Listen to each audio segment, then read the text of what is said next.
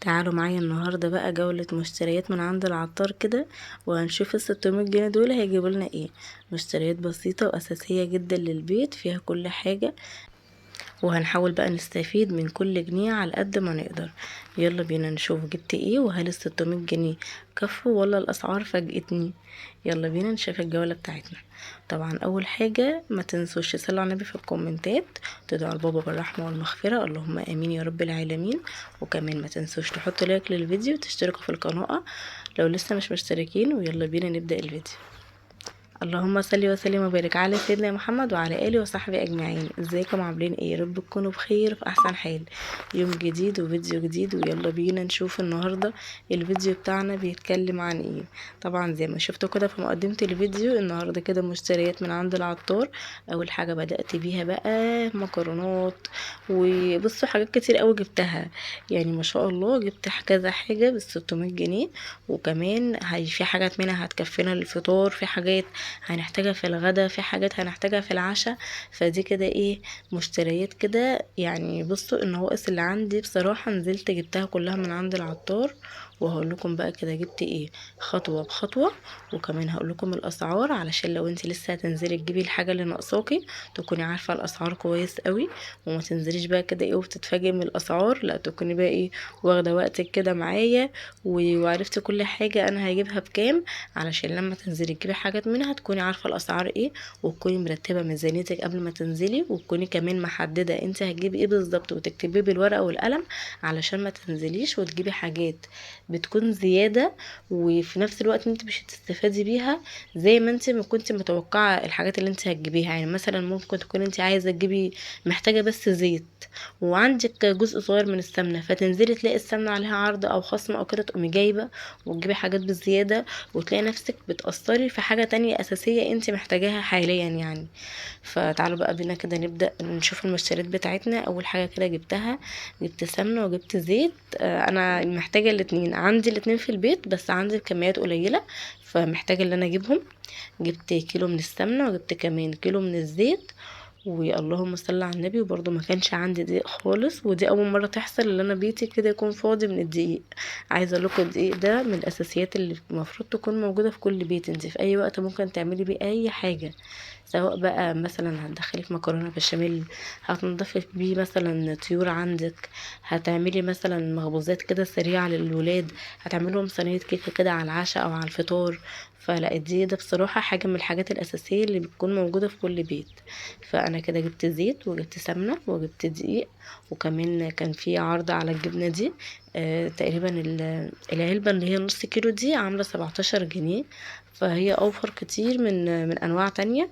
وفي نفس الوقت يعني هي حلوه، يعني هي ولا رقم واحد في الجبن، ولا برضو حاجه رديئه قوي.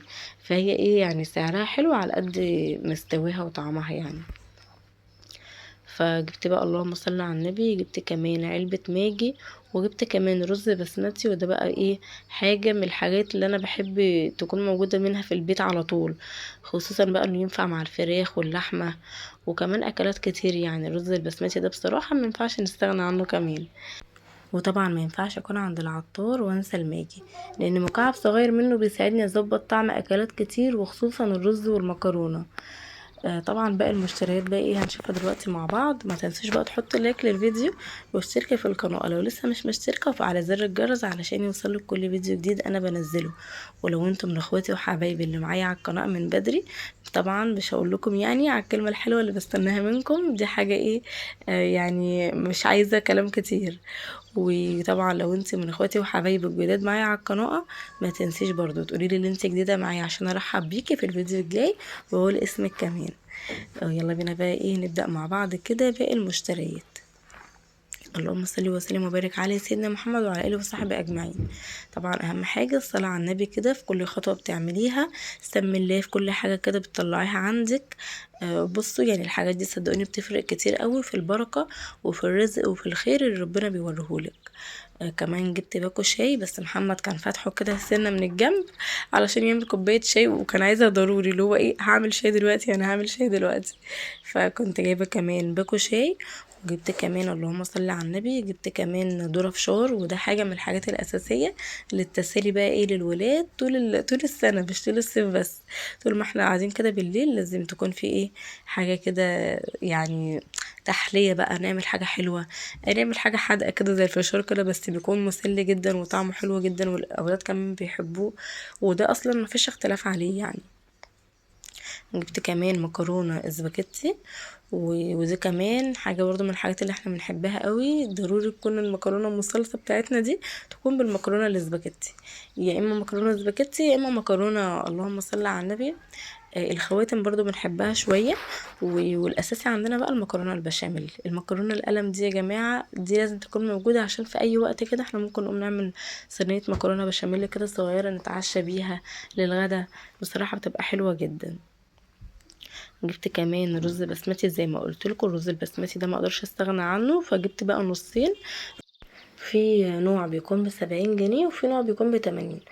فانا بصراحه انا كل مره بجيب اللي هو ب70، فقلت المره دي اجرب نص من ده ونص من ده واعرف ايه الفرق. لو انتوا بقى عارفين الفرق اكتبولي برضو في الكومنتات، وما تنسونيش حاولوا قولولي في الكومنتات ايه الفرق ما بين ده وده يعني في السعر. انا بصراحه مش عارفه يعني مثلا ده بيرمي اكتر او كميه اكتر ولا اقل ولا ايه، مش فاهمه. كمان حاجه من الحاجات اللي انا يعني كنت حريصة ان انا اجيبها اللوبيا، لانها من البقوليات اللي بتشبع وتنفع تتعمل كوجبة حلوة جدا واقتصادية يعني. فدي بصراحة حاجة برضو من الحاجات اللي انا ايه يعني بكون حريصة ان انا اجيبها.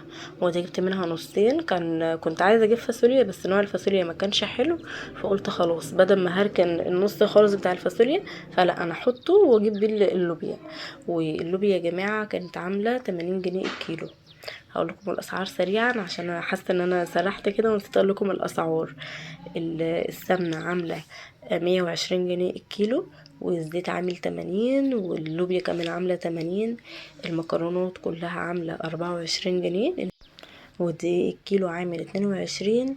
كمان دول الفشار عامل 30 جنيه، لان ده نص كيلو، الكيلو عامل 60. وده بصراحة اللي اتفاجئت منه، انا من قريب كنت جايبة الكيلو ب40، غلي 20 جنيه ازاي انا مش عارفة. بس ما علينا، ده بقى كده النص كيلو اللوبيا التاني. انا بصراحة ما عنديش متأسفة، عايزة اقول لكم متأسفة كمان على صوتي، عندي برد ولوز وحاجة ما يعلم بها الا ربنا، فاعذروني على صوتي في الفيديو ده. عارفة ان صوتي بايظ شويتين كده، بس كان لازم انزل لكم الفيديو عشان مش عايزة اتأخر عليكم، فاعذروني بقى على صوتي. اللوبيا انا ما عنديش علب للبقوليات والمكرونات والكلام ده، بصراحه مش هضحك عليكم واقول لكم عندي وهشيلهم بعدين، ما عنديش. فانا بحرص ان انا اجيب الحاجه نصاص على قد الاكله، علشان ما اقعدش افتح الكيس واقفله والكلام ده. لكن السمنه والزيت يعني هفضيهم.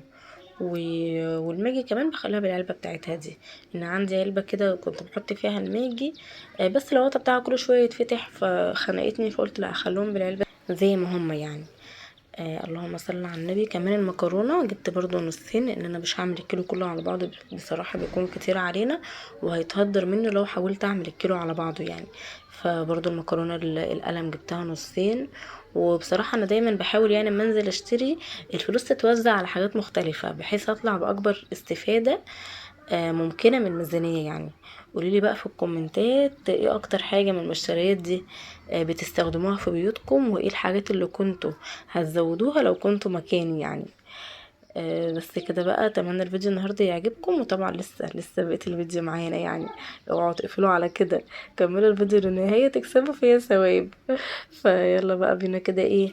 عايزه اقول لكم كمان على حاجه، هسيب لكم رقم محمد تحت في الكومنتات، لو حابين بقى تعملوا صيانه للدش، لو عايزين تركبوا طبق دش جديد، لو عايزين تركبوا وصله هوائيه، لو عايزين تشتروا اي حاجه من المحل بتاعنا. زي ما قلت لكم الفيديو اللي قبل اللي فات فتحنا مشروع جديد، هسيب لكم كمان رابط الفيديو في اخر الفيديو ده، شوفوه هتلاقوا الفيديو التاني ظهر لكم يعني في اخر الفيديو ده، خشوا اتفرجوا عليه وما تنسوش بقى تباركونا في الفيديو التاني يعني. وهسيب لكم بقى الصفحه بتاعه الفيسبوك ورقم التليفون هنا في اول كومنت، اول كومنت مثبت يعني. ما تنسوش بقى كمان تشتركوا في صفحة الفيسبوك، وخشوا بقى كده هناك ايه، وقولوا بقى اللي انتوا كده جايين من طرفي، يلا يلا خليها علينا. بصوا بقى جبت كمان ايه، جبت كمان بيض، وده يعني البيض ده من اكتر الحاجات العملية عندي، بينفع بقى للفطار والعشاء وكمان في وصفات وحلويات كتير. فطبق البيض ده ضروري بقى ايه يكون في التلاجة. وكمان جبت معاه الجبنة عشان يبقى عندنا بقى حاجة سريعة كده الفطار والعشاء، خصوصا في الايام اللي احنا بنكون مستعجلين فيها. وبس كده بقى، دي كده المشتريات بتاعتي.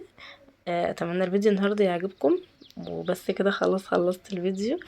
في حاجه نسيت اقول لكم سعرها، البيض طبق البيض ب110، باكو الشاي ب25، المكرونات زي ما قلت لكم ب24 الكيلو، الرز البسمتي في منه كيلو ب70 وفي الكيلو ب60، علبه الجبنه دي ب17، علبه الماجي ب45، اللوبيا ب80، الزيت ب80، السمنه ب120، الدقيق ب22. دي بقى كده المشتريات بتاعتي كلها. اتمنى الفيديو النهارده يعجبكم. عايزه اقول لكم ان انا كل ما اجي افصل المونتاج وارجع اكمل تاني، لا ده بالصوت يا جماعه، حاسه ان حد تاني بيمنتج الفيديو مكاني بجد.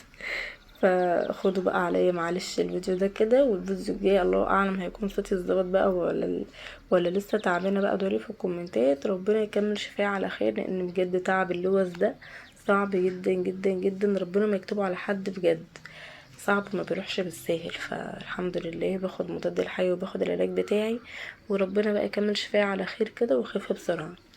فالحمد لله بقيت احسن من الاول بكتير. انا قعدت اليومين اللي فاتوا دول كنت تعبانه جدا، بس الحمد لله على كل اللي جابه ربنا. وبس كده بقى، يلا بينا ايه نلم الحاجه بتاعتنا. انا هحط كل الحاجات دي في التربو، ما عدا الزيت هفضيه في الازازه، والسمنه كمان هفضيها في العلبه بتاعتها. طبعا أنا كان عندي علبه سمنه كريستال زي ما انتوا شايفين كده، كان فيها شويه صغيرين، فجبنا بقى المره دي سمنه سايبه. وبصراحه السمنه السايبه اوفر من المعلبه بكتير، مع ان هي نفس السمنه على فكره، نفس الشركه وكل حاجه، دي برضو كريستال، بس بيفضوها لك بقى من الصفايح الكبيره، فبصراحه اوفر بكتير قوي.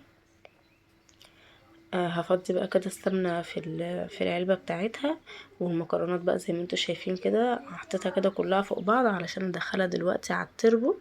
وكنت متردده بقى اشيلها في التربو ولا استنى اغسله كده غسله محترمه، لان طبعا عندنا الفيديوهات الجاي باذن الله هتكون تنظيفات كده عميقه دخلت المدارس، فكنت محتاره بقى استنى اغسل التربو الاول ولا اشيلهم. فلحد دلوقتي لسه مقررتش، باذن الله كده اقوم واقرر واشوف هعمل ايه. عبيت بقى كده السمنه، ومحمد ده بصراحه كان واقف جنبي يعني بيساعدني في موضوع الزيت بقى. وبكده نكون خلصنا جوله المشتريات النهارده من عند العطار ب600 جنيه. لو بتحبوا فيديوهات الميزانيات والمشتريات ما تنسوش تدعموني باللايك.